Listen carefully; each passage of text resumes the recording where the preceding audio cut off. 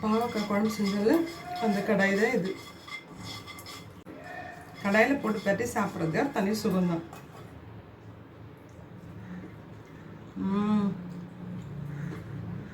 Seriously guys, அடிப்பொலியாக இருக்குது. நீங்களும் try பண்ணுங்கள். ஒரு பாவக்காய் குழம்பு வாங்க எப்படி வைக்கிறதுன்னு பார்க்கலாம். பாவக்காயை முதல்ல அலசி எடுத்துக்கலாம். பாவக்காயை இந்த மாதிரி ரவுண்ட் ஷேப்பில் கட் பண்ணிக்கோங்க. இப்போது இந்த உள்ள கடலையில் எடுத்துக்கலாம்.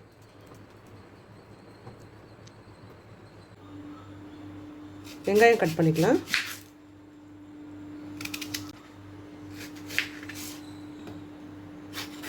வெங்காயத்தை பொடியாக கட் பண்ணிக்கோங்க.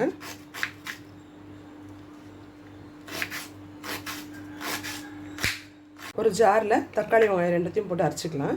கடாயை வச்சுட்டு எண்ணெய் ஊற்றிக்கோங்க. பாவக்காய் போட்டு பொரிச்சிருங்க.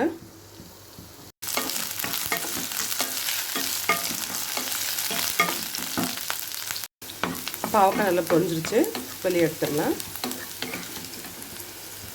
அதே கடாயில் இன்னும் கொஞ்சம் எண்ணெய் ஊற்றிக்கோங்க.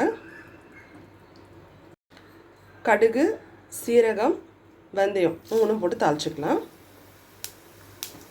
கடுகு பொரிஞ்சதும் காஞ்ச மிளகாய், பச்சை மிளகாய் போட்டு தாளிச்சிக்கலாம். இடித்த பூண்டு,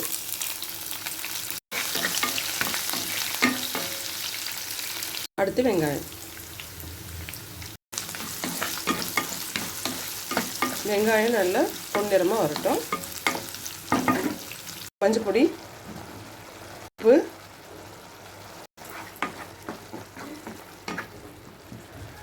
மூடி போட்டு ஒரு 5 நிமிஷம் அப்படியே விடுங்க.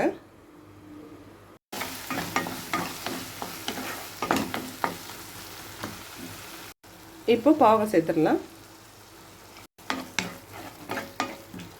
அந்த மசாலாவில் பாவக்காய் நல்லா மிக்ஸ் ஆகட்டும். ஒரு 5 மினிட்ஸ் மூடி போட்டு விடுங்க. ரெட் சில்லி பவுடர், வீட்டு மிளகாய்த்தூள்,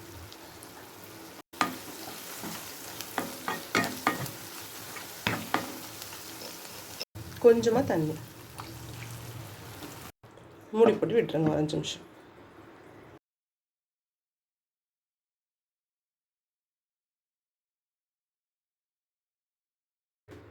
சூப்பராக பாவக்காய் குழம்பு ரெடி ஆகிடுச்சு.